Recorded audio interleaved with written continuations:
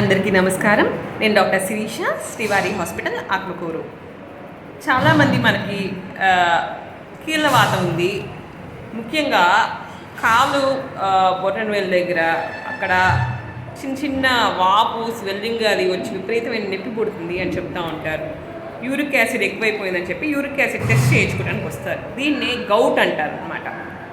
ఇదేంటంటే ప్యూరిన్స్ మన బాడీలో యూరిక్ యాసిడ్గా మారతాయి.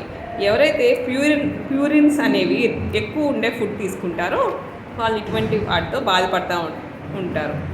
ఎక్కువ తీసుకోవటం కానివ్వండి, బాడీలో ఆ ప్యూరిన్స్ యూరిక్ యాసిడ్గా ఎక్కువ మారటం కానివ్వండి, కొన్ని రకాల ఇన్ కేస్ యూరిక్ యాసిడ్ మన కిడ్నీ యూరిన్లో ఎక్స్ట్రీట్ చేస్తూ ఉంటుంది అనమాట. అంటే యూరిన్లో కిడ్నీ వీటి ఎక్సెస్ వాటిని పంపిస్తూ ఉంటుంది అనమాట యూరిన్ ద్వారా.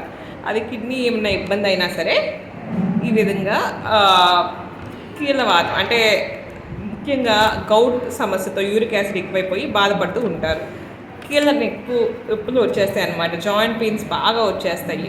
అప్పుడప్పుడు అయితే జాయింట్స్ అన్నీ రెడ్డిగా అయిపోయి వాపు వచ్చేసి అసలు కదించకుండా చాలా ఇబ్బంది పడుతూ ఉంటారు.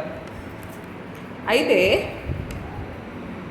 ఇవి యూరిక్ యాసిడ్ అంటే రిచ్ ఫుడ్స్, అంటే ఏ ఫుడ్లో యూరిక్ యాసిడ్ ఎక్కువ ఉంటుంది, ఏవి తీసుకోకూడదు ఈ గౌట్ పేషెంట్స్ అంటే రెడ్ మీట్ అంటే మాంసాహారం, తర్వాత క్రాబ్స్, స్ట్రింగ్స్, అన్ని రకాల సీ ఫుడ్స్ ఇవి ఎక్కువ తీసుకోకూడదు. ఇంకా కొన్ని రకాల బీన్స్, కాలీఫ్లవర్, ప్రోటీన్స్ కొంచెం ఎక్కువ ఉండేవి కొంచెం తగ్గించుకుంటే మంచిది. రెడ్ మీట్, మాంసము ఇవి తగ్గించుకుంటే మంచిది.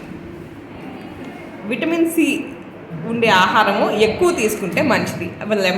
లెమన్స్ కానివ్వండి, విటమిన్ సి సప్లిమెంట్స్ కానివ్వండి, ఆరెంజెస్ కానివ్వండి, ఇవి ఎక్కువ తీసుకుంటే మంచిది.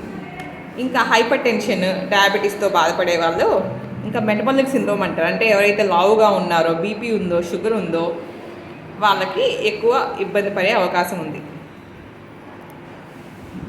మీరు యూరిక్ యాసిడ్ సమస్యతో బాధపడే వాళ్ళని సరైన ఆహార నియమాలు పాటించి మధ్యలో ఇటువంటి ఎక్కువగా వాడటం ఫ్లేరప్స్ అంటారనమాట, గౌట్ ఫ్లేరప్స్ అంటారనమాట, వీటి నుంచి తగ్గించుకోవాలని ఆశిస్తున్నాను. Thank you.